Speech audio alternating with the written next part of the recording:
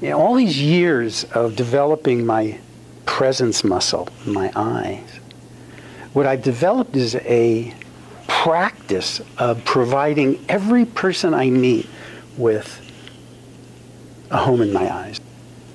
And that's what I'm doing here with you, is I'm being with one of you at a time. I'm putting more attention on engaging my gaze with you than my content. Even though I have something to bring you, something to teach, I'm in relational presence with one person at a time. This is relational presence. And what I'm here to tell you is that the more you are in relational presence with your students, the more pleasurable is the education process.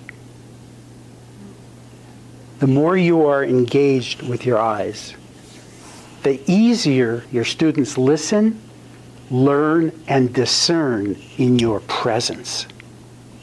I'm here to guide you in what I call living and teaching in perfect presence. Now, perfect presence is not to be confused with perfection. Because when you're in perfect presence, this gives you the freedom to be perfectly imperfect, quirks and all. This is relational presence. I'm only with you. This is the practice. And you may ask yourself, how can I think and be with a person, right? Because it's being with people that stops us from thinking sometimes, right? We have to go away to clarify. Well, we develop the capacity to think without leaving when we practice it here. It's not trying to connect, because if you're trying to connect, you're coming from separation.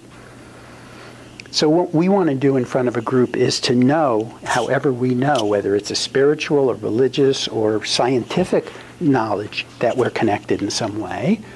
We assume we're connected, and we allow the connection to reveal. So I will be with you in a neutral way, with positive regard, with respect, but neutrally, not trying to do anything. Take it or leave it. It's an invitation. People will eventually take it. They may not, maybe not in the first few times you look at them, but they'll start to see you're safe. And you become the lightning rod. You become the center. You become the leader. That's what great leaders do, is that they're in the calm in the eye of the storm. We're learning how to be the calm in the eye of the storm, because it's a storm out there, even if everybody seems to be okay. Woo, stuff is going on. But if you're available, and it doesn't have to be, it's not being a certain kind of like, I'm a leader. It's more like I am receiving, I'm receiving, I'm receiving. And there's a kind of a rhythm when you let your eyes be available. We have all these habits, right? So how do we deal with them? We're going to do little practices, and you'll see what you do with your eyes when you have a minute with a partner and I ask you to be right there with them. I'm the listener. I'm here for you. It's my invitation. It's an expansive allowance. You're home in my eyes.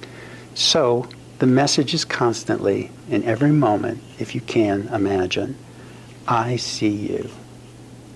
You, I really see you. Human to human. So that's the practice. Are you all ready to play at this highest levels? I'm serious when I say playing at the highest levels of what humans can do to support each other's emerging magnificence.